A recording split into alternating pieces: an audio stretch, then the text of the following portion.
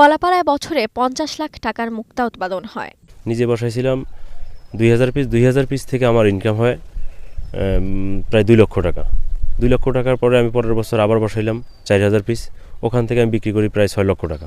১০,০০০ piece আমি মুক্তা এই বছর বসাবো। তো এইটা যদি আমার পুরোপুরি আগামীতে আল্লাহ যদি ভালো থাকে তাহলে আমি ১০ থেকে ১২ লক্ষ টাকা এই বাজারে বিক্রি করতে পারবো।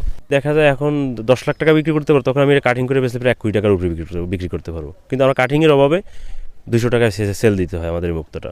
বঙ্গোপসাগরের তীরঘেঁষা ইউনিয়ন ধলাসার, যেখানে বেশিরভাগ জলাশয়ে দেখা মিলবে ঝিনুকের চাষ। সুজন হাওলাদার ২০১৯ সালে ইউটিউবে মুক্তা চাষ দেখে উদ্বুদ্ধ হয়ে নেন প্রশিক্ষণ। সে বছরই ৩০ শতক পুকুরে মুক্তা চাষ শুরু করেন। প্রতি মৌসুমে আয় করেন লাখ টাকা। তবে উৎপাদনে আধুনিক প্রযুক্তির সমন্বয় করা হলে কোটি টাকা পর্যন্ত আয় সম্ভব। সুজনকে দেখে ধলাসার ইউনিয়নের অনেকেই এখন মুক্তা চাষী। এই পদ্ধতিতে প্রতিটি নেট ব্যাগে ৯টি ঝিনুক পানির ২ ফুট নিচে ঝুলিয়ে রাখা হয়।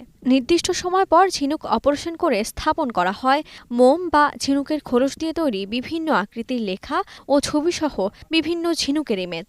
১ বছরে এসব ইমেজ পরিণত হয় মুক্তায়। এসব ঝিনুক চাষে খরচও সীমিত।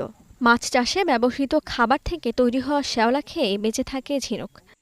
আমরা এই ঝিনুক আইনা ঝিনুক সার্জারি করে ঝিনুকের ভিতরে ইমেজ দিয়া আমরা চাষ করি। আমরা এই পুষ্কুনি দেখাশোনা করি অনেক, আর এই পুষ্কুনির যে পানির কালারটা ওটাও দেখতে হয়। তবে আধুনিক যন্ত্রপাতির অভাবে মুক্তা থেকে ফিনিশ পণ্য তৈরি করতে পারছেন না চাষিরা। তাই প্রক্রিয়াজাতকরণ প্রতিষ্ঠানগুলোর কাছে কম দামে বিক্রি করতে হয় মুক্তা। দেখা যায় এখন ১০ লাখ টাকা বিক্রি করতে পারবো, তখন আমি এটা কাটিং করে বেসলে প্রায় ১ কোটি টাকার উপরে বিক্রি করতে পারবো। কিন্তু আমার কাটিংয়ের অভাবে ২০০ টাকায় সেল দিতে হয় আমাদের এই মুক্তাটা। এ পদ্ধতি বেশ জটিল হওয়ায় দক্ষ মুক্তা চাষী তৈরিতে প্রশিক্ষণের উপর জোর দেন বিশেষজ্ঞরা। তারা বলছেন, মুক্তা চাষ বাড়ানো গেলে কমবে বেকারত্ব, যা অবদান রাখবে দেশের অর্থনীতিতেও। বাংলাদেশে মুক্তা চাষ এই বিষয়টা যদি পপুলার করতে হয় তাহলে আমাদের দক্ষ জনবল তৈরি করতে হবে এবং চাষিদের মধ্যে এই মুক্তা চাষের বিষয়ে প্রশিক্ষণ দিতে হবে।